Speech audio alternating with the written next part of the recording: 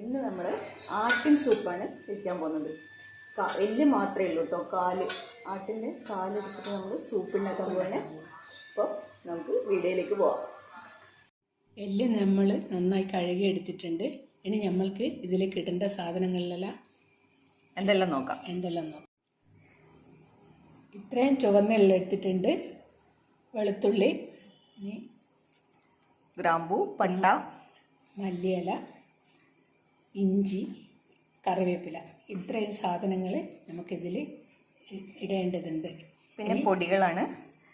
ഇത് കുരുമുളക് പൊടിയാണ്, ജീരകം, കുറച്ച് മഞ്ഞൾപ്പൊടി ആവശ്യമുണ്ട്. ഇതിൽ നമുക്ക് ചെറിയുള്ളി 2-3 മാറ്റി വയ്ക്കാം, വറവിന് വേണ്ടിയിട്ടാണ് കേട്ടോ.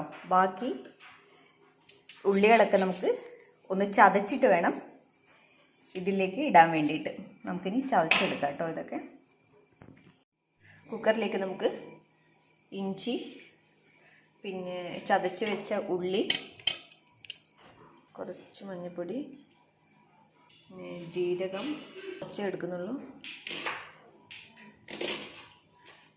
പെരിഞ്ജീരകം എടുക്കാൻ നമ്മുടെ കയ്യിൽ ഇല്ലാത്തത് കൊണ്ടാണ് കേട്ടോ. കറിവേപ്പില, പട്ട, ഗ്രാമ്പു, ഇതൊക്കെ കുക്കറിലിട്ടിട്ട് നമുക്ക് ആവശ്യത്തിനുള്ള ഉപ്പ് ചേർത്തിട്ട് 12 വിസിൽ വരെ വേണം കേട്ടോ ഇത് വേവാൻ വേണ്ടിയിട്ട്. നമുക്കിനി അടുപ്പിൽ വയ്ക്കാം. സിമ്മിൽ വെച്ചിട്ട് വേണം ഇത് വേവിക്കാൻ വേണ്ടിയിട്ട്. ഇത് നന്നായി വെന്തിട്ടുണ്ട്. ഇനി നമുക്കിതിലേക്ക് കുറച്ച് കുരുമുളക് പൊടി ഇടാം. എനിക്ക് നമുക്കിത് നല്ല ഒന്നും കൂടി തിളച്ചെടുത്ത് വെച്ചിട്ട് നമുക്കിതിലേക്ക് ഉള്ളി മുറിച്ചിട്ട് വറവിടാം. വറവിടാൻ നമ്മൾ നെയ്യാണ് ഉപയോഗിക്കുന്നത്. ചെറുതായിട്ട് അരിഞ്ഞ ചെറിയുള്ളിയാണ് കേട്ടോ.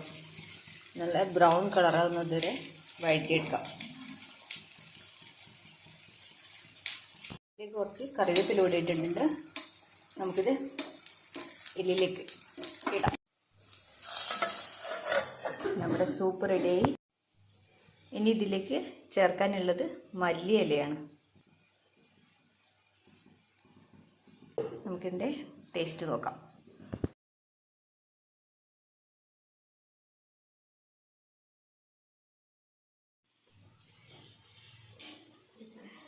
നോക്കി കേട്ടോ, നല്ല ചൂടുണ്ട്. അവിടെ വെച്ചോളൂ.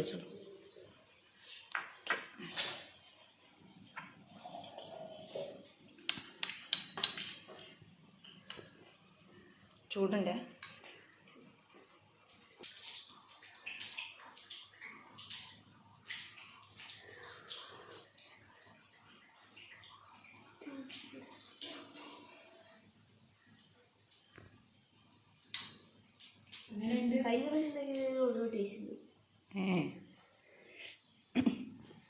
നമ്മളിതെല്ലാ കർക്കിടക മാസത്തിലും ഈ സൂപ്പ് വയ്ക്കാറുണ്ട്.